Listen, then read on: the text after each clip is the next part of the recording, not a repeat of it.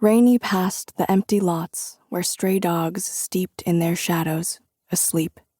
She hid her wrists in her sleeves. Once, Anita told her that getting bitten by an animal meant you were chosen by its species and would transform into one of its own. Since then, Rainey decided to shy from teeth and shelter her current shape. She preferred her borders not be breached. As she passed the shade of the sycamore, she did not step into its shadow, though she knew its shadow contained restorative properties, which she discovered once when she and Anita fell asleep with their legs knitted through its raised roots. They woke up hours later with perfectly exfoliated skin and no eczema on their knuckles. Still, Rainey avoided walking alone to any part of the tree, ethereal or physical. She walked up to the lot instead, pretending that she was not stargazing at the strays, indulging her fear of fangs. She told herself she was walking in a straight line to the grocery store to buy a pair of new flip-flops for her mother, who insisted on the sanctity of clean feet, which had been violated by Rainey's hourly regurgitation of sand onto their carpet. Rainey's mother disapproved of her eating sand, even after Rainey said, in truth, she was repeating Anita, that eating sand was actually good for certain birds, since it provided important friction in their digestive system. Maybe in the next life you'll be birds, but not this one, her mother said. In this one, you have a bad chin and good manners. Buy flip-flops only. Before Rainey was allowed to go to the store by herself, before she was accompanied by the weapon of red thread around her neck, she used to go with her mother and brothers on certain free evenings.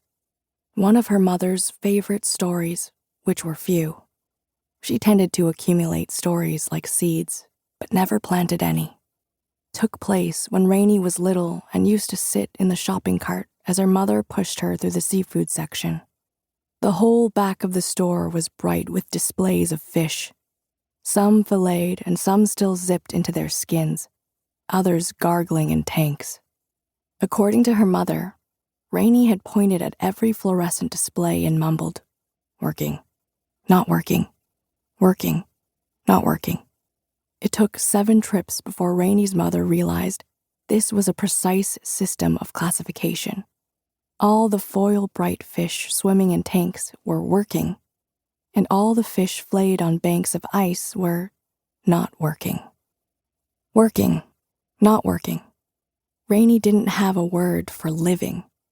Whenever she saw Anita greet the sycamore by rubbing her haunches on its trunk, Rainey wanted to turn away.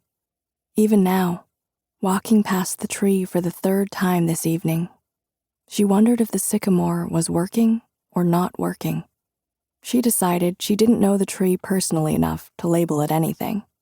Another time, Anita asked her to classify their own bodies as working or not working, and Rainey hadn't answered.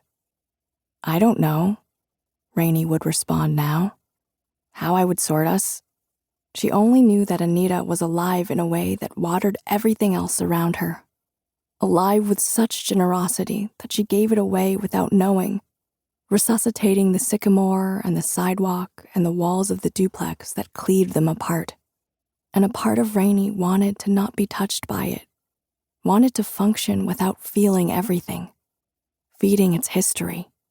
Anita wanted to tackle those fish tanks to the ground, release the fish, and render the hallways into rivers, but Rainey was relieved to walk away from those shallow fish eyes, their foggy jelly. Those fish eyes gaped at her, pickled and unknowing, forever static in their tanks, safe where she stranded them. When Rainey left the seafood section first, threading herself through the dairy aisle, Anita stayed behind with the aquatic species, circling the same lobster tank, waiting for Rainey to return. Since they'd decided to be dogs, Rainey was at least comforted by the knowledge that Anita was waiting for her.